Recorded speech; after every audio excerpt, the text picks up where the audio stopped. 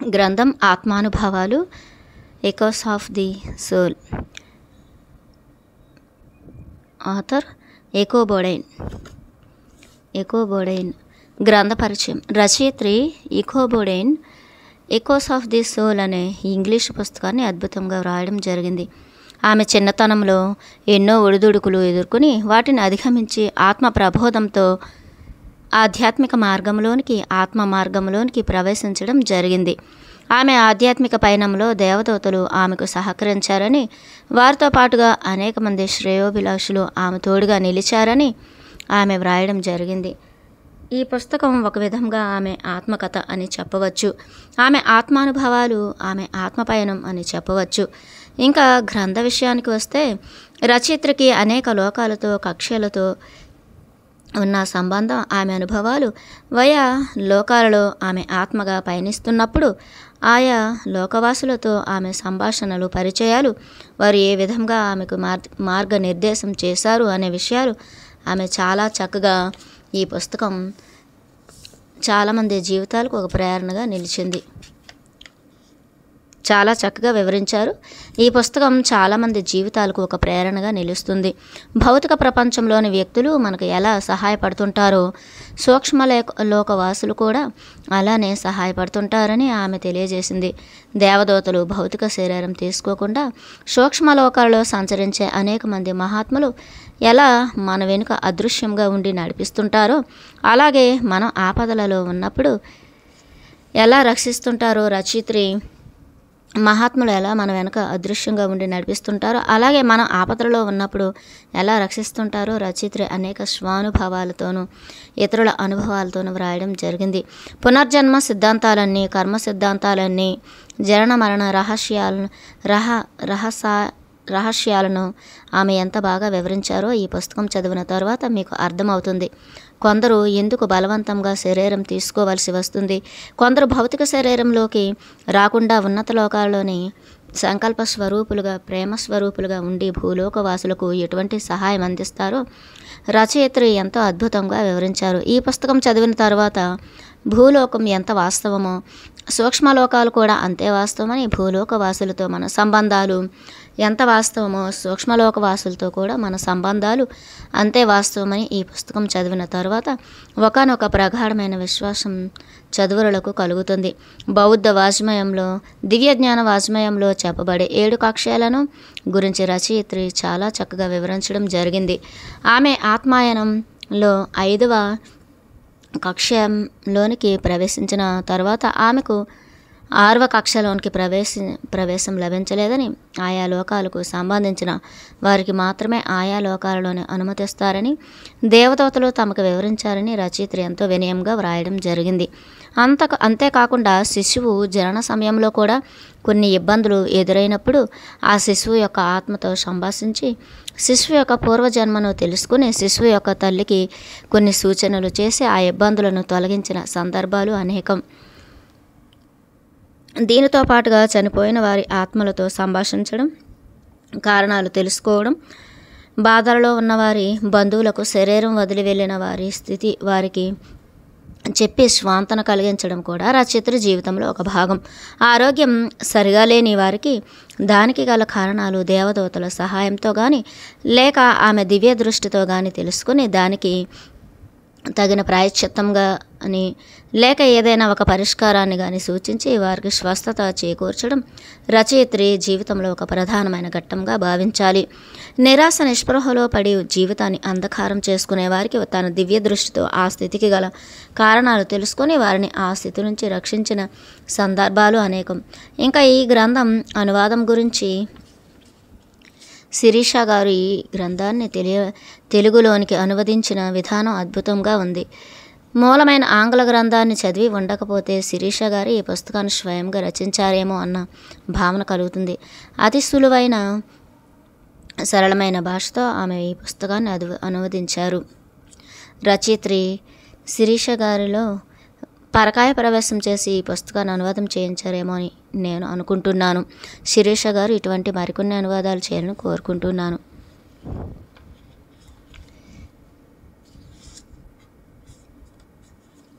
పాఠకులకు సూచన. మన జీవన ప్రయాణంలో ఎన్నెన్నో ప్రశ్నలు మన అంతరంగంలో సమాధానాల కోసం ఎదురు చూస్తూ ఉంటాయి.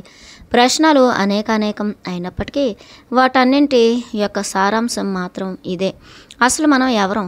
ఎందుకు ఈ భూమిపై జన్మించాం? నిజంగానే అసలు ఆత్మలకు వేరే లోకం అనేది ఉంటుందా, లేక ఇదంతా కవులు తత్వవేత్తలచే సృష్టించబడ్డ మాయా ప్రపంచమా?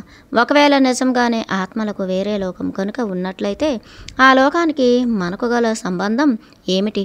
పూర్వజన్మ కర్మలు అనుభవించడానికే మనం మానవులుగా జన్మించామా, లేక ఆ భగవంతుడు మన ఆత్మలకు లయం లేని శాశ్వతమైన జీవితాన్ని ప్రసాదించాడా? సుమారు 1600 సంవత్సరాలు పైగా ఎందరో మత ప్రబోధకులు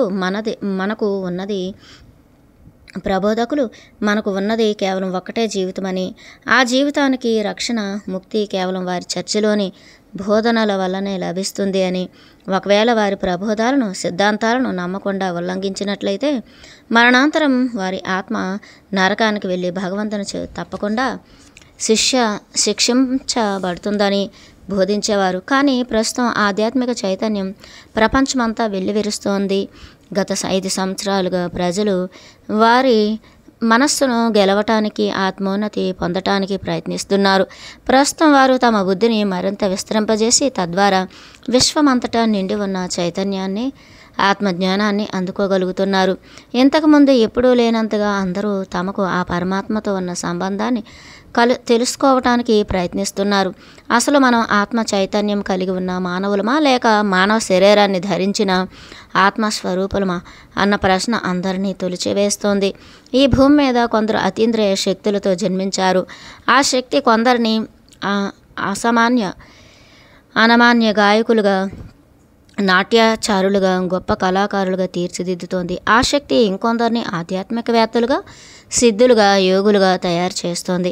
మరికొందరిని అదే శక్తి పరమాత్మ, జీసస్, కృష్ణుడు, బుద్ధుడు మొదలగు అవతార పురుషులు, దేవదూతలు, ఆధ్యాత్మిక గురువులు ఏ లోకంలో అయితే నివసిస్తారో ఆ లోకాలను వీక్షింపజేయడమే కాకుండా భూమిపైన చనిపోయిన వారి ఆత్మలతో సంభాషించగలిగేలా చేస్తోంది. అటువంటి అతీంద్రియ శక్తులు కలిగిన వారిలో ఎకోబోడైన్ కూడా ఒకరు.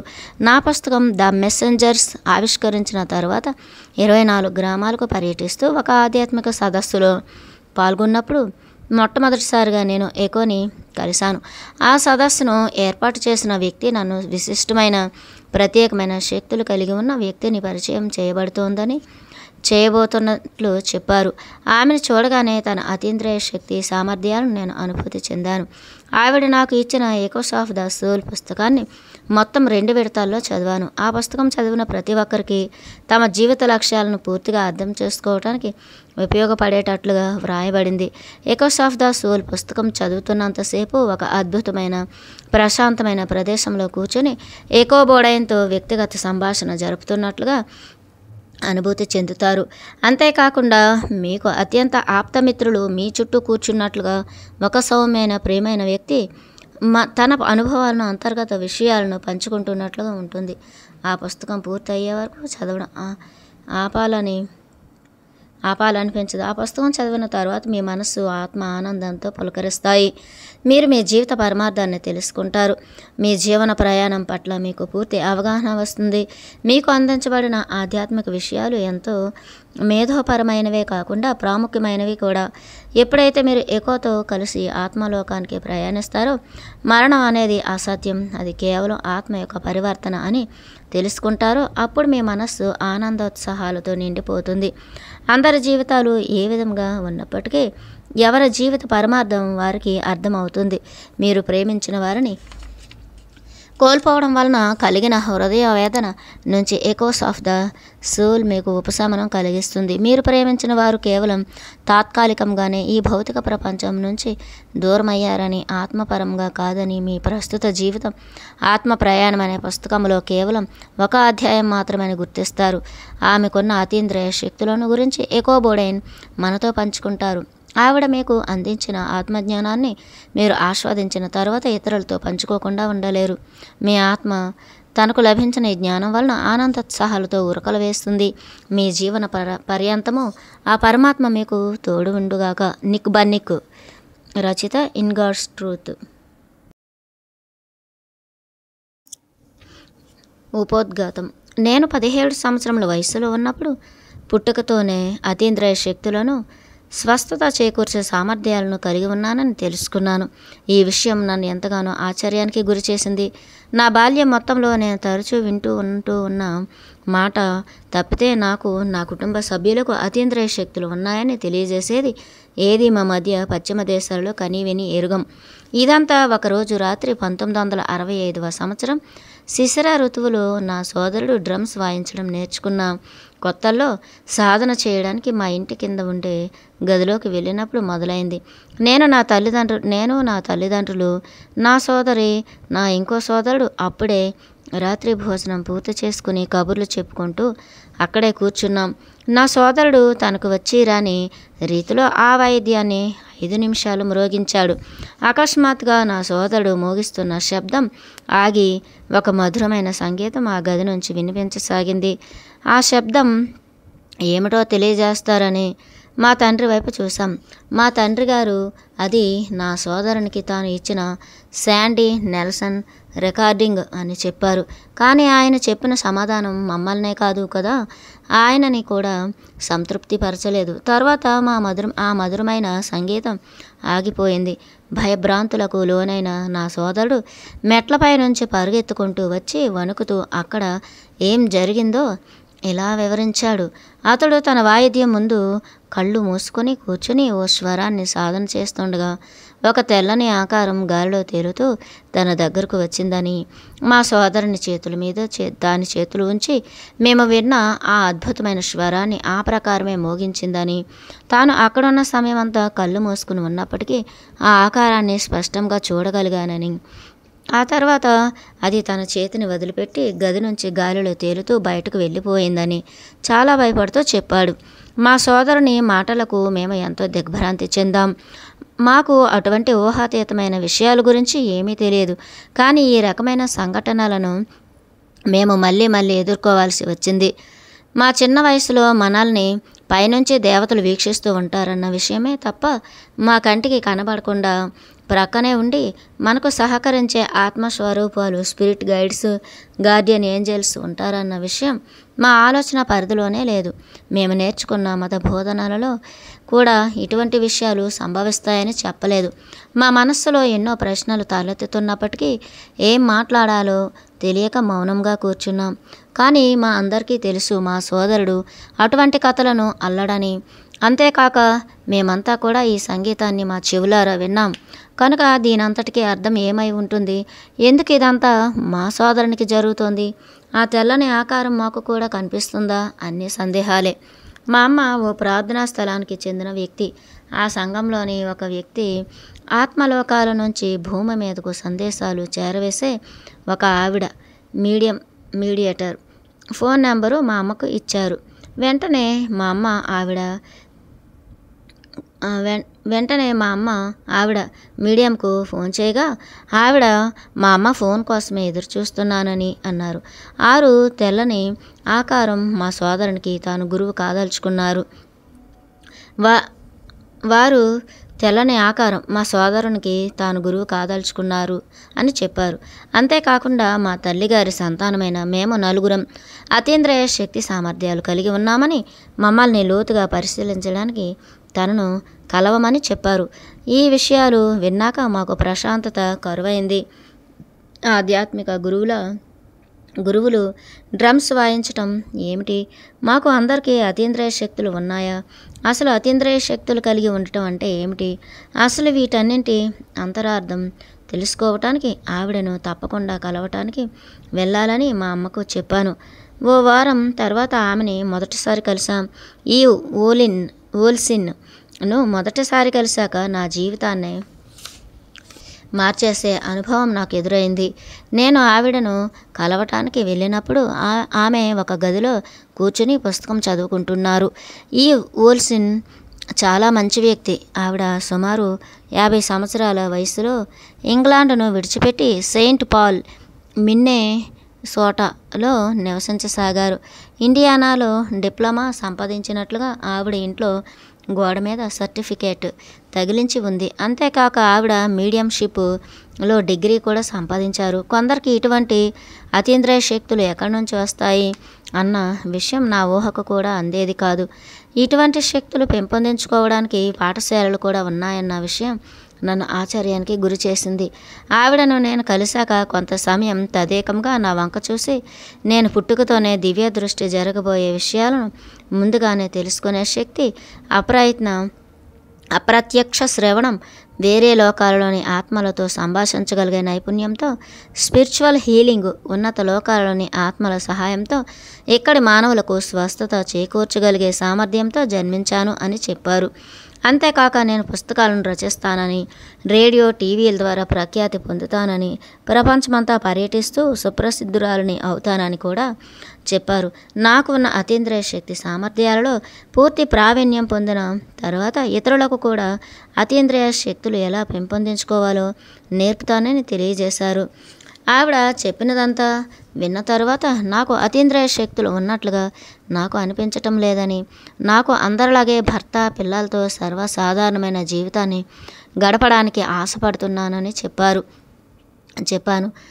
నాకున్న సామర్థ్యాలన్నీ చిన్న వయసు నుంచే నాలో ఇమిడిపోవటం వల్ల ప్రత్యేకంగా వాటిని గుర్తించలేకపోతున్నాను. ఇతరుల మనోభావాలను నేను క్షుణ్ణంగా అర్థం చేసుకోగలనని ఈవన్నారు. నా సున్నిత స్వభావం మరి శక్తి సామర్థ్యాన్ని ఉపయోగించుకునే విధానం తెలియకపోవటమే నా అనారోగ్యాలకు కారణమని కూడా ఆవిడ చెప్పారు. ఇదంతా విన్నాక నా జీవిత గమ్యం నేను ఊహించిన దానికన్నా పూర్తి భిన్నంగా అనిపించింది. నా ఆత్మకోణం నుంచి నా జీవితాన్ని చూడటం నన్ను ఆశ్చర్యానికి గురిచేసింది. మా అమ్మకు కూడా అతీంద్రియ శక్తులు ఉన్నాయని కొంతకాలం గడిచిన తరువాత ఆవిడ ప్రజలకు స్వస్థత చేకూర్చుతూ, ఆత్మ పరిశీలన, సైకిక్ రీడింగ్ చేస్తూ తన జీవితాన్ని సాగిస్తూ సుప్రసిద్ధురాలు కాగలరని చెప్పారు. నా సోదరి నిక్కీ 40 సంవత్సరాలు దాటే వరకు తనకున్న అతీంద్రియ శక్తులను ఉపయోగించుకోదని, నా సోదరుడు వృత్తిపరంగా తన శక్తులను ఉపయోగిస్తాడని, నా ఇంకో సోదరుడు ఎవరి డ్రమ్స్ మోగించడం వలనైతే ఇదంతా మొదలైందో అతను తన శక్తులను ఎప్పటికీ ఉపయోగించుకోబోడు అని చెప్పారు. ఇప్పటికీ ఈవిని మొదటిసారి కలిసి 30 సంవత్సరాలే అయింది. ఒక్కొక్కటిగా అన్నీ ఆవిడ చెప్పినట్లుగానే నిజమయ్యాయి. నాకు సైకిక్ రీడింగ్ పూర్తి కాకముందే నేను ఇంటికి వెళ్ళగానే ఒక తెల్లని వస్త్రాన్ని మా తండ్రి గారి తల మీద ఉంచమని చెప్పారు. నేను కానీ, మా అమ్మ కానీ, మా నాన్న మైగ్రేన్ నొప్పితో బాధపడుతున్నారు అని ఆవిడకి చెప్పలేదు. మేము చెప్పకుండానే ఆవిడకు తెలిసిపోయింది. ఆ పరమాత్మ నా ద్వారా స్వస్థత పరిచే శక్తి, హీలింగ్ ఎనర్జీని మా తండ్రికి ప్రసాదించమని ప్రార్థన చేయమన్నారు. మేము తిరిగి ఇంటికి వెళ్తున్నంతసేపు మా అమ్మను నాకే ఎందుకు ఎలాంటి విచిత్రమైన శక్తులు ఉన్నాయి, నేను ఎందుకు అందరిలా సాధారణమైన జీవితాన్ని గడపలేను, మనకు ఏమవుతుందో, అసలు వీటన్నింటి అర్థం ఏమై ఉంటుంది అని అడుగుతూనే ఉన్నాను. నేను ఇంటికి చేరుకోగానే నా తండ్రికి చెప్పినదంతా వివరించాను. తనకి ఇబ్బంది కలగనంత వరకు స్వస్థత పరచబడటం అంగీకారమేనని చెప్పారు. నేను శుభ్రంగా ఉన్న 2 తెల్లని రుమాలను మా తండ్రి తలపై ఉంచి నా చేతులను వాటి మీద పెట్టి అవిశ్వాసమైన గొంతుతో ఆ భగవంతుని నా ద్వారా మా తండ్రికి స్వస్థత చేకూర్చమని ప్రార్థించాను. కొన్ని క్షణాల్లోనే నా చేతులు వేడెక్కి నా చేతుల నుంచి ఏదో శక్తి ప్రవహిస్తున్న అనుభూతిని పొందాను. ఆ శక్తికి నా చేతులు కాసేపు వణికినా కాసేపటికి చల్లబడిపోయాయి. నిదానంగా నా తండ్రి తల మీద నుంచి చేతులు తీసేశాను. తన తలనొప్పి మాయమైపోయిందని మా తండ్రి చెప్పారు. నాకు ఆ రాత్రంతా నిద్ర పట్టలేదు. నేను పడుకునే ఉన్నప్పటికీ అంతు చిక్కని ప్రశ్నల ప్రవాహం నా మనసును తొలిచివేశాయి. నేను చదువు మానేసి ప్రపంచం అంతా పర్యటిస్తూ రోగగ్రస్తులను స్వస్థత పరచాలా, ఈ ప్రపంచంలోని రోగగ్రస్తులందరినీ స్వస్థతపరిచే బాధ్యత నేను వహించాలా, నా జన్మకు సార్థకత ఇదేనా, దీనికోసం ఆ భగవంతుడు నన్ను ఎందుకు ఎంచుకున్నాడు, నేను విస్తా అనే దీనులను ఉద్ధరించి సంస్థలో చేరాలా, నా స్నేహితులు ఏమనుకుంటారో, నా తల్లిదండ్రులు నిజంగానే నాకు తమ స్నేహితుని పేరు పెట్టారా, లేక నా గురించి ఏదో ప్రత్యేకత ఉందని ముందుగానే ఊహించి ఇటువంటి అసహజమైన పేరును పెట్టారని ఆశ్చర్యమేసింది. నేను అంతర్జాతీయంగా ఎలా గుర్తింపు పొందాను, నాకున్న సిగ్గును బిడియాన్ని నేను ఎలా జయించగలుగుతాను, అసలు ప్రజలు పుస్తకాలు ఎలా వ్రాస్తారు, ఇదంతా ఎలా జరుగుతుంది, నేను ఇక నుండి ఎక్కువగా చర్చలకి వెళ్ళాలా? ఎక్కువ సమయం బైబిల్ని పఠించాలా? మరి నా చదువు సంగతి ఏమిటో? అందుకేనా నా బాల్యం నుంచి నన్ను తరచూ ఒక మగ గొంతు ఆదివారం బడికి వెళ్ళమని, జీసస్ గురించి అంతా తెలుసుకోమని, జీసస్యే నా మార్గదర్శకుడు అని, ఆయన భూమిపైన జన్మించడానికి గల ముఖ్య ఉద్దేశ్యం మానవుడు ఎలా జీవించాలో తెలియజేయటమేనని చెప్తూ ఉండేది. నేను పడుకొని ఉన్నంతసేపు మీడియం చెప్పిన మాటలే నా చెవిలో మారుమ్రోగాయి. ఆవిడ మాటలలో కొన్నింటి అంతరార్థం అప్పుడే అర్థమైనప్పటికీ మరికొన్ని అర్థం చేసుకోవటానికి సంవత్సరాలు పట్టింది. ఈతో మొదటి సంభాషణ జరిగిన కొన్ని రోజులకే నేను మా అమ్మ మాకున్న అతీంద్రియ శక్తులను పెంపొందించుకోవటానికి మిన్నియాపోలిస్ లోని బిర్డీ అనే ఒక ఆధ్యాత్మిక గురువు యొక్క తరగతులకు హాజరయ్యాం. నేను కోరుకున్న విధంగానే ఆవిడ అతీంద్రియ శక్తి సామర్థ్యాలను కలిగి ఉండటమే కాకుండా ఒక సమర్థవంతమైన గురువు. నా అనుమానాస్పదమైన అంతులేని ప్రశ్నలకు ఆవిడ ఎంతో ఓర్పుగా కూర్చుని సమాధానాలు ఇస్తూ ఉండేది. ఆవిడను విసిగించాలన్న ఉద్దేశంతో నేను ఆవిడను అవన్నీ అడగలేదు. ఆవిడ నాకు సూక్ష్మ శరీరయానం, పునర్జన్మలు, ఆత్మస్వరూపంలో ఉండే గురువులు, దేవదూతలు, శరీరాన్ని అనుసరించి ఉన్న కాంతి ఖనిజాలను అన్వేషించటం, మరణాంతర జీవితం లాంటివి చెప్పటమే కాకుండా నాకున్న అతీంద్రియ శక్తులను గుర్తు చేయడం వలన నా వాస్తవిక జీవితం నా ఊహకు భిన్నంగా మారిపోయింది. నా జీవితం నా స్నేహితుల జీవితానికి భిన్నంగా మారటం నాకు ఎంత మాత్రమూ నచ్చలేదు. అందరిలాగే నేను కూడా సహజమైన జీవితాన్ని గడపాలనుకున్నాను. నేను, మా అమ్మ ఎటువంటి పరిస్థితుల్లో ఉన్నామో బిర్డీకి అర్థమైంది. ఆవిడ మా సందేహాలు తీరుస్తూ, మా అతీంద్రియ శక్తులు దినదినాభివృద్ధి చెందేలా సహాయపడుతూ మాతోనే 2 సంవత్సరాలు ఉండిపోయింది. నేను నేర్చుకున్న విషయాలు నా మిత్రుల విషయంలో అనుభవంలోకి రాసాగాయి. శుభవార్తలను ముందుగా తెలుసుకున్నప్పుడు మాకు చాలా ఆహ్లాదంగా ఉండేది. క్లిష్టమైన, అవాంఛనీయమైన సంఘటనలు జరగబోతున్నాయని తెలుసుకున్నప్పుడు భయభ్రాంతులకు లోనయ్యేవాళ్ళం. మా దేవదూతల గురించి తెలుసుకోవటం అతీంద్రియ శక్తులను పెంపొందించుకోవటంలో ఒకానొక భాగమే. కానీ అలా తెలుసుకోవటం ఒక ప్రక్క ఉత్సాహాన్ని, ఇంకొక ప్రక్క భయాన్ని కలిగించేది. ఒకానొక ప్రముఖమైన టీవీ కార్యక్రమంలో చూపించినట్లుగా టోపర్కి లాగా నా ప్రక్కన కూడా ఎల్లప్పుడూ ఆత్మలు తిరుగుతూ ఉంటాయా అని ఊహించుకుంటూ ఉండేదాన్ని. టోపర్కి మరణించిన జార్జీ మరి మలిన్ కిర్బ్ అనే 2 స్నేహితులు తమ ప్రక్కనే ఉంటూ తనకు మాత్రమే కనబడుతూ తనతో మాట్లాడుతూ ఉండేవారు. నా ప్రక్కన కూడా జార్జీ మరి మలిన్ కిర్ లాంటి వారు ఉన్నారేమో అనిపించేది. బిర్డీ ఎల్లప్పుడూ మమ్మల్ని మా ఆత్మ రూపంలో ఉన్న గురువులను గురించి తెలుసుకోమని, వారు మాకు కనిపించినప్పటికీ వారితో మాట్లాడుతూ ఉండమని, వారితో స్నేహపూర్వకమైన బంధాన్ని ఏర్పరచుకోమని ప్రోత్సహిస్తూ ఉండేవారు. అంతేకాకుండా మా ఆధ్యాత్మిక జీవన ప్రయాణంలో ఎంతగానో వారు మాకు సహాయపడతారని చెప్పారు. నాకు చాలా భయం వేసింది. దేవదూతలు గురించి తెలుసుకోవటం చాలా నిదానంగా జరిగే ప్రక్రియ. నేను లైట్ వేసుకునే పడుకునేదాన్ని.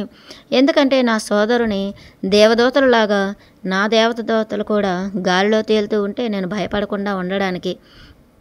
నన్ను నిశ్శబ్దం చాలా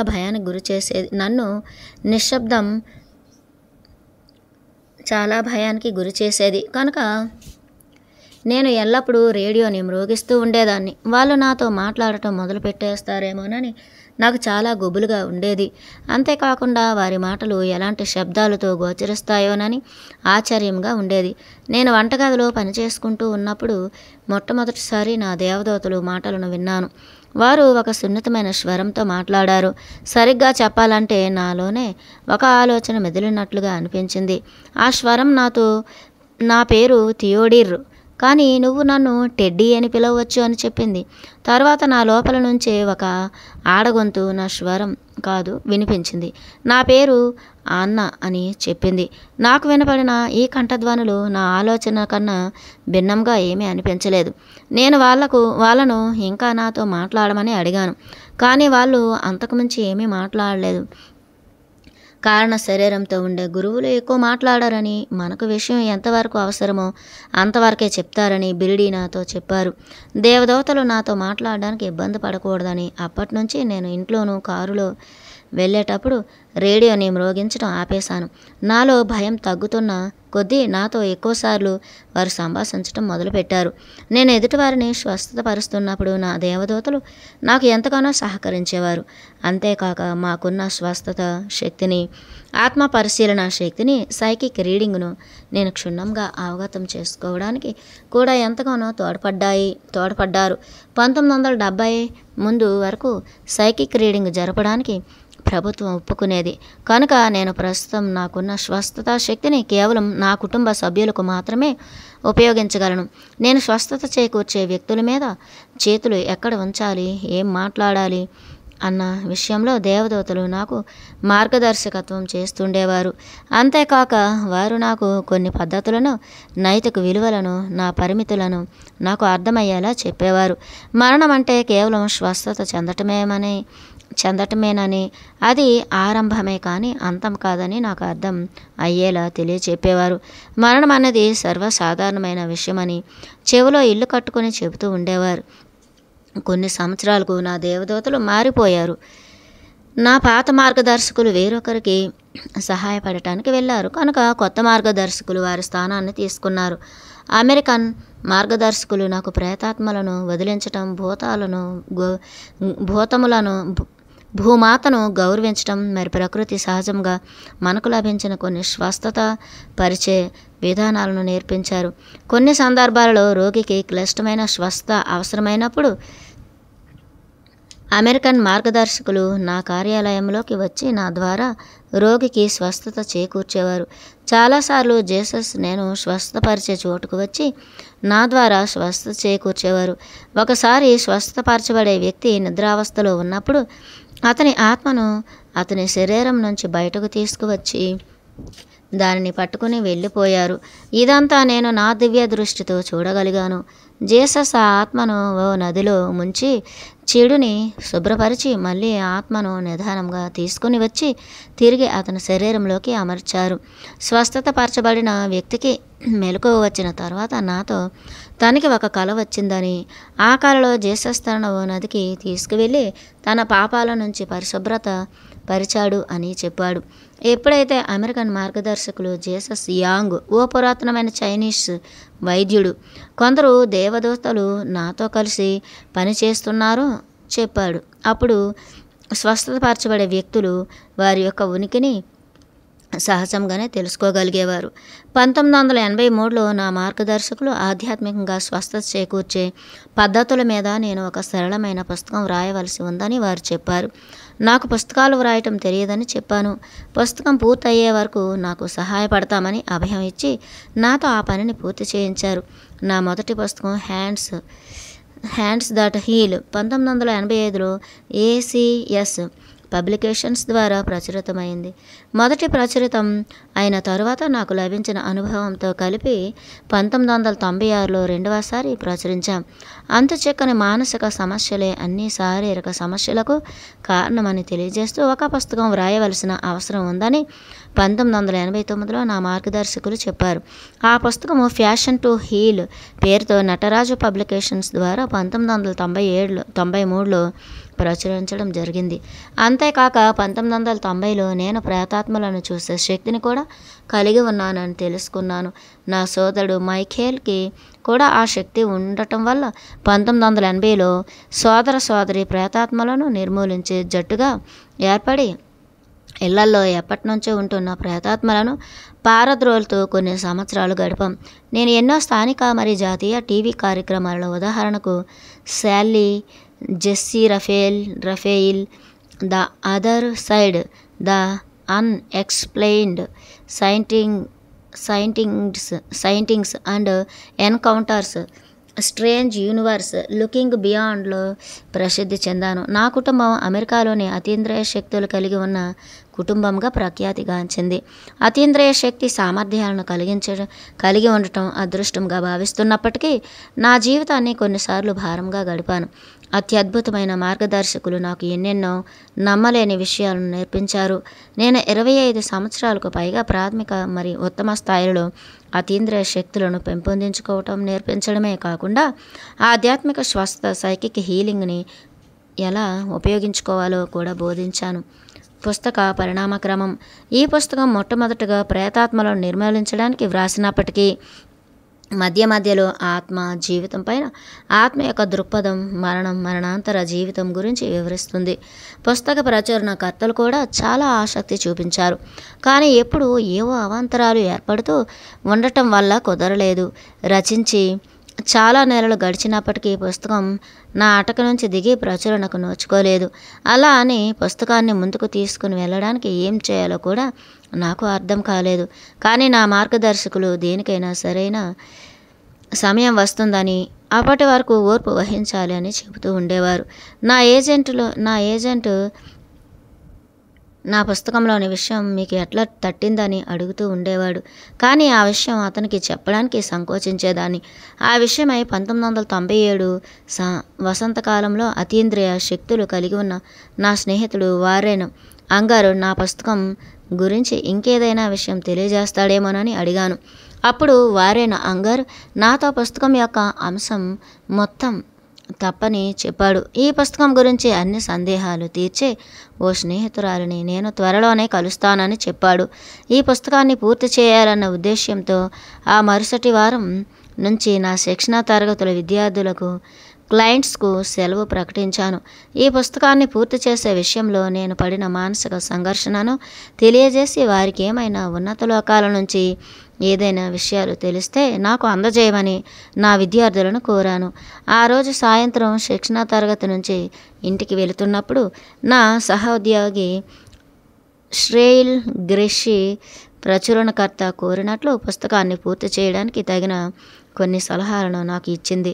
ఆమె రచయితల మధ్యలో పెరగడంతో పుస్తక సంపాదకురాలిగా అనుభవం కలిగిన వ్యక్తి, అక్కడక్కడ వివరణ లోపించిన విషయాలను అర్థవంతంగా మార్చగలిగే వ్యక్తి నా జీవితంలోనే ఉన్నారు అని వారెన్ నాతో అన్న మాటలు గుర్తొచ్చాయి.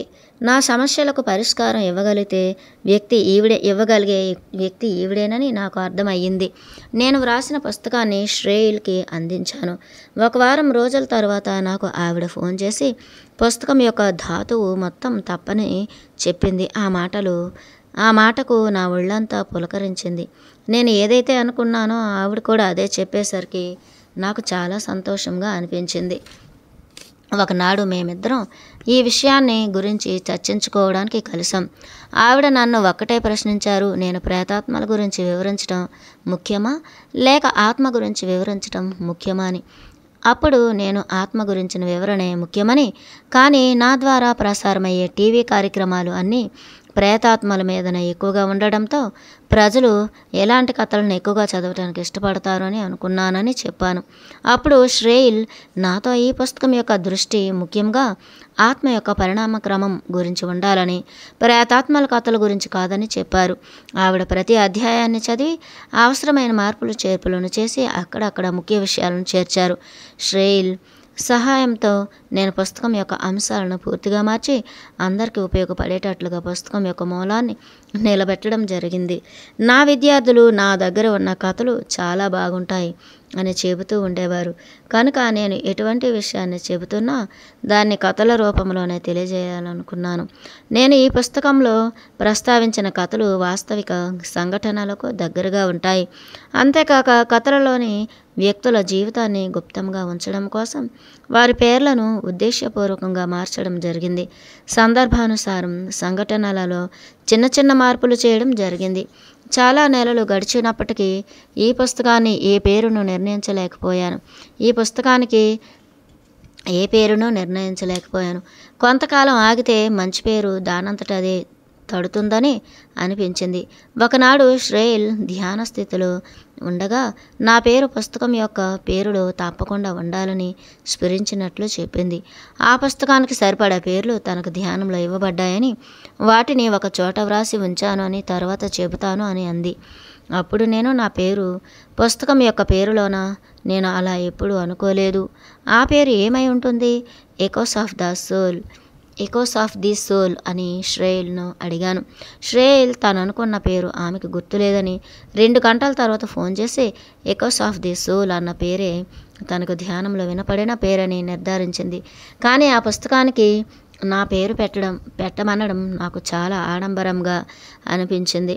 ఆ విషయం నుంచి బయటపడటానికి నాకు 2 రోజులు పట్టింది. కానీ ఆ విషయాన్ని నా మనస్సు నుంచి తీసేయలేకపోయాను. నా దేవదూతలు నన్ను నిఘంటువులో ఎకో అన్న పదానికి అర్థం చూడమని చెప్పారు. దానిలో ఆ పదానికి పునరావృతం, పునరాగమనాలు అనే అర్థాలు ఉన్నాయి. సరిగ్గా ఆత్మ చేసే పని కూడా అదే కదా. ఆత్మ పరిపక్వత పొందే వరకు జన్మలు ఎత్తుతూ అనుభవం మీద అనుభవం గ్రహిస్తూ ఉంటుంది. ఈ పుస్తకం ప్రారంభం నుంచి ముగింపు వరకు ఆత్మ యొక్క పరిణామక్రమం వివరించబడింది. మనలో చాలామందికి ఉండే ప్రశ్నలకు ఇది సమాధానం ఇస్తుంది. అసలు శరీరంలోకి ఆత్మ ఎప్పుడు ప్రవేశిస్తుంది? ఆత్మ భూమి మీద జన్మించడం వల్ల ఎటువంటి అనుభూతిని పొందుతుంది? భూమి మీద జన్మించినప్పుడు ఆత్మ యొక్క ప్రవర్తన ఎలా ఉంటుంది? భౌతిక మరణం పట్ల ఆత్మ ఎటువంటి దృక్పథాన్ని కలిగి ఉంటుంది? భౌతిక మరణం తర్వాత ఆత్మ ఎక్కడికి వెళుతుంది? భౌతిక మరణాంతరం ఆత్మ యొక్క జీవితం ఎలా ఉంటుంది? పునర్జన్మ అనేది ఉందా? అంటే ఏమిటి? పునర్జన్మ పట్ల ఆత్మ దృక్పథం ఏమిటి? మనం కేవలం భౌతిక శరీరం మాత్రమే కాదు, ఈ శరీరం కన్నా మనం ఎంతో ఉన్నతమైన వాళ్ళం. ఈ పుస్తకం చదవటం పూర్తి అయిన తర్వాత తన పట్ల, ఇతరుల పట్ల ప్రేమ, గౌరవం, అవగాహన మీకు కలుగుతాయని నేను మనస్ఫూర్తిగా నమ్ముతున్నాను.